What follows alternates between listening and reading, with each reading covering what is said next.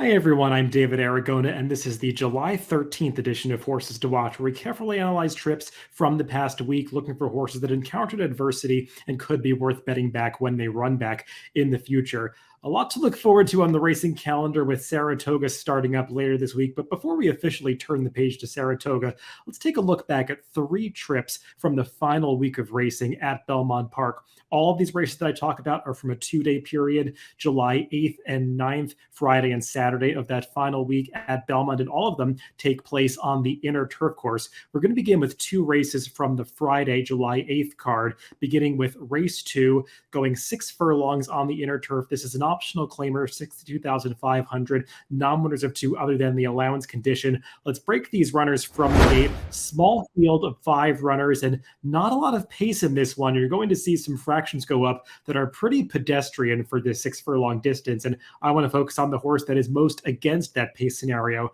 the number 4, Always Late, who is just a closer by nature, so she finds herself towards the back of the pack. But the early leader, the number 7, Bay Storm, and the horses in behind her are going to do her no favors on the front end, as they just let that heavy favorite Bay Storm waltz along on the front end through some very slow fractions. You're going to see the opening quarter go up in 23.55 seconds, and I'll just go on and read the subsequent quarter miles for this 6 furlong race. After that opening quarter in 23.55, Bay Storm runs a second quarter in 23.29 for a 46 and 4 half mile, and then comes home the final quarter in 21.99 seconds. So when the leader comes home in a sub 22 final quarter, a horse like number 4, Always Late, is going to have no chance to close into that pace. And furthermore, you can see her rider, Jose Ortiz, just has nowhere to go, kind of locked in behind horses in traffic. He's being a little bit indecisive, not sure if he wants to go through on the inside or the outside of that number 3 horse,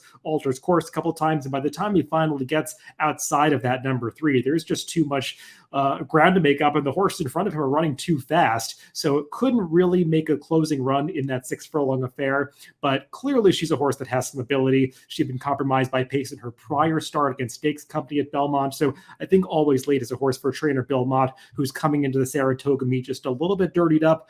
The one reservation I have with her is I'm not sure exactly what distance at Saratoga is going to be ideal for her. Perhaps turning back to 5.5 furlongs will give her the chance to close into a bit more pace, but she is a horse who's gone successfully 2 turns in the past, so maybe they'll try to stretch her out to a mile. We'll see what Belmont decides to do with her, but this last effort at Belmont clearly better than it looks.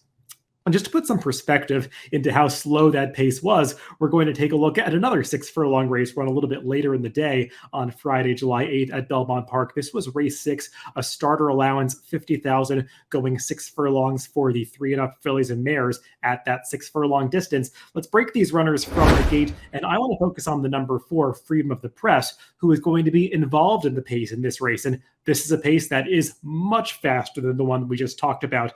The opening quarter of this race is going to go in 21.31 seconds. That is over 2 seconds faster than what we saw the leader Bay Storm go in the prior race that we just looked at.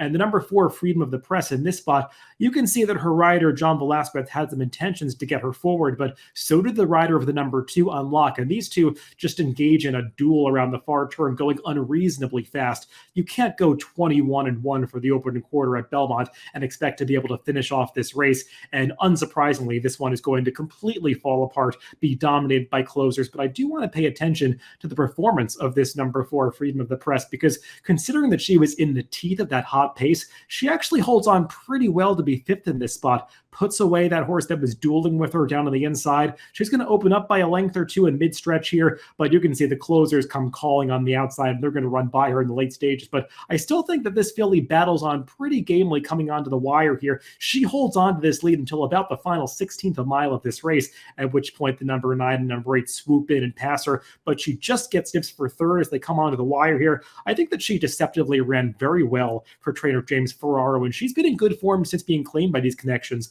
about 4 starts back. Just hasn't really found the ideal pace situation or distance. They tried her 7 furlongs 2 back. That's just too far for her. This pace going 6 didn't really set up. She strikes me as the kind of filly that is really going to relish the turn back to 5.5 furlongs at Saratoga if they find a similar spot for her, and she is one that is coming in with form that I think is better than the recent results might indicate.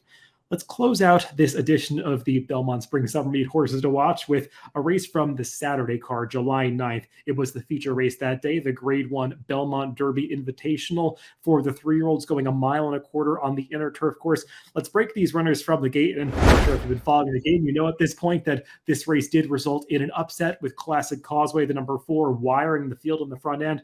But I want to pay attention to the eventual second place finisher, the number 10, Nation's Pride, who you saw highlighted just there. He broke towards the back of the pack, which put him in a bad position right from the start because he's not a horse, if you watch his races in Europe, that typically does his running from that far back. And Frankie Dettori was trying to do the right thing at this point by gradually advancing, trying to save some ground inside of horses. So he puts him in between rivals towards the back of the pack and tries to move up through the field.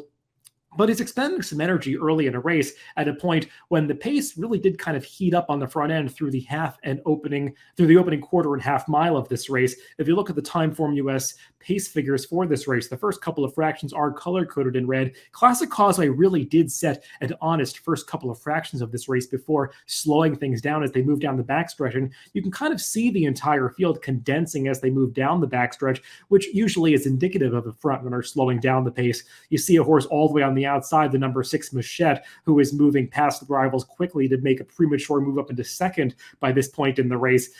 That's not going to be successful for him, but you'll notice that number 6, after he makes that early move, starts to back up through the pack, and he's going to run basically right backwards into the face of that number 10 Nation's Pride in those Godolphin Blue Silks in the middle of the pack, and that horse is going to get shuffled back in behind that tiring rival. So even though Frankie Dettori made that progress heading around the clubhouse turn into the backstretch, he loses the progress as he gets shuffled back heading into the far turn. And at this point, he has no option other than to go widest of all coming into the stretch. You see him getting pushed out 5 paths off the rail as he tries to make that run. He actually does pretty well to get up for second this day, traveling, I believe, if you look at track, is 44 more feet than the rail-hugging Classic Causeway, who wins this race.